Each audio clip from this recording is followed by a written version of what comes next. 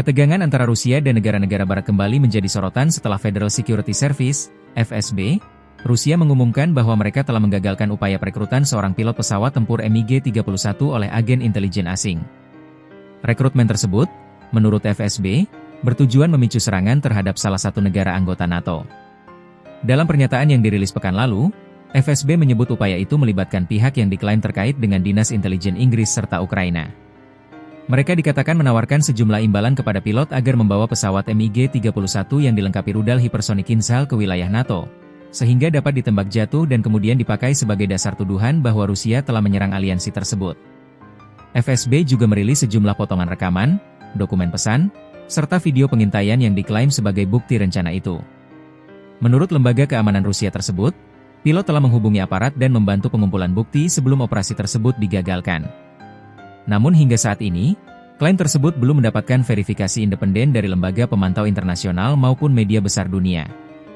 Reuters, salah satu kantor berita global yang melaporkan isu ini, menyatakan tidak dapat mengonfirmasi secara mandiri keaslian rekaman dan dokumen yang dirilis FSB.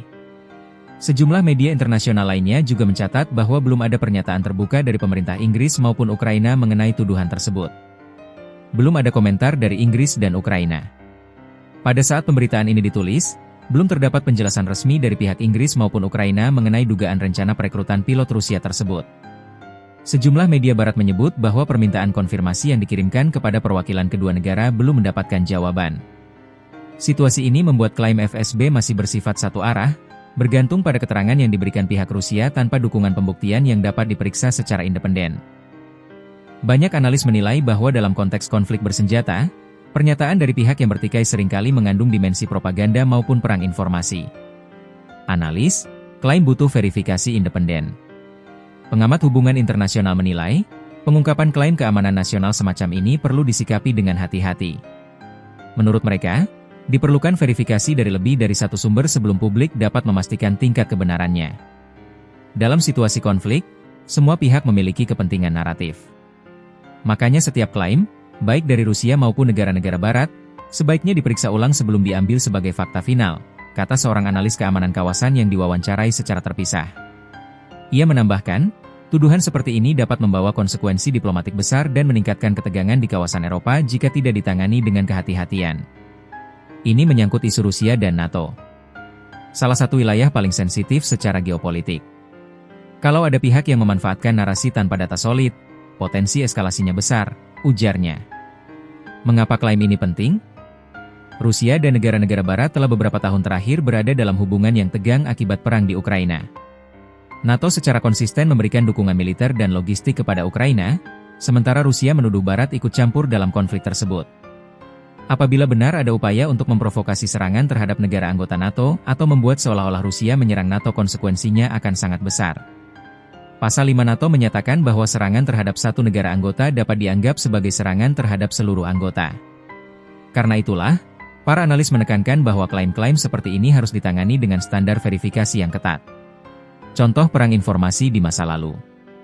Sejumlah pakar menyebut bahwa sejarah konflik modern menunjukkan kerap terjadi penggunaan narasi atau klaim sepihak sebagai alat politik.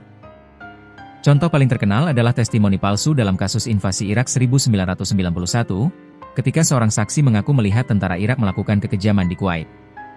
Klaim tersebut kemudian diketahui tidak benar, namun sempat memengaruhi opini publik internasional. Dalam konteks ini, sebagian analis mengingatkan bahwa baik Rusia maupun negara barat dapat memanfaatkan narasi tertentu untuk membentuk persepsi global. Karena itu, publik diimbau untuk tidak langsung menerima klaim dari satu sumber tanpa memeriksa informasi dari berbagai pihak. Media internasional cermati kebenaran klaim. Hingga kini, sejumlah kantor berita global seperti Reuters, Associated Press, dan Al Jazeera menampilkan klaim FSB tersebut dengan penekanan bahwa materi bukti yang dirilis masih perlu ditinjau. Mereka juga menyoroti absennya komentar resmi dari pemerintah Inggris dan Ukraina.